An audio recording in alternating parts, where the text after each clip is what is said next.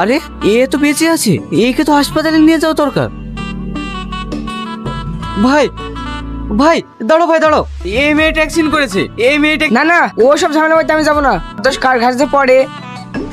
ভাই আপনাকে আমি 200 টাকা দেবো, সামনে সরকারি হাসপাতালে নামে দেবেন। 10 টাকার জায়গায় 200 টাকা? হ্যাঁ তোলো।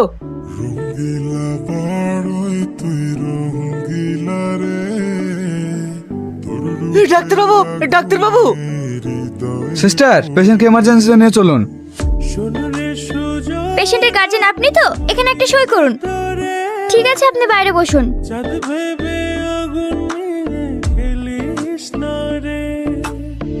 হ্যালো, কে আপনি? আমার মেয়ের ফোন আপনার কাছে। এটা আপনার মেয়ে? আপনার মেয়ের অ্যাক্সিডেন্ট হয়েছে। হ্যাঁ, কোথায় আছে আমার মেয়ে? পার্টিকে বাড়ি সরকারি হসপিটালে। হ্যালো হ্যালো, ডাক্তারবাবু, আমার মেয়ে কোথায় আছে? আপনার মেয়ের নাম কি? শ্রাবণী। শ্রাবণী তাহলে আপনার মেয়ে? হ্যাঁ ডাক্তারবাবু, ও কোথায় আছে? দেখুন ভিতরে আছে। নার্স, আমার মেয়েকে কে ভর্তি করেছে এখানে? তাকে আমি একটু দেখতে চাই। ওনার নাম শাহিন, উনি বাইরে বসে আছেন। তোমার নাম শাহিন? হ্যাঁ। তুমি তাহলে আমার মেয়েকে ভর্তি করেছো? হ্যাঁ স্যার। তুমি যদি সময় মতো আমার মেয়েকে না ভর্তি করতে, তাহলে হয়তো আমার মেয়ে। না স্যার, আমি ভর্তি না করলেও কেউ না কেউ নিশ্চয় করতো। শাহিন, পেশেন্ট আপনার খোঁজ করছে। আপনি আমার জীবন বাঁচিয়েছেন। আমার যা করা উচিত আমি শুধু সেটুকুই করেছি। সেখানে তো অনেক লোকই ছিল, কই তারা তো কেউ হাত বাড়ায়নি। তুমি যেটা করেছো, তোমার এই ঋণ আমি কোনোদিনই শোধ করতে পারবো না। তোমার জন্য আমি নতুন জীবন পেয়েছি।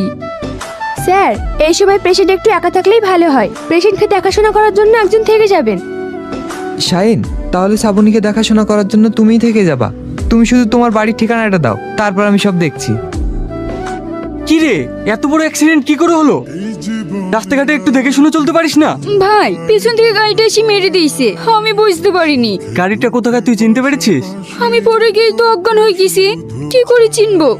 সে তো ঠিক, এই ফলগুলো অবশ্যই খেয়ে নিবি। আর আমি এখন আসছি।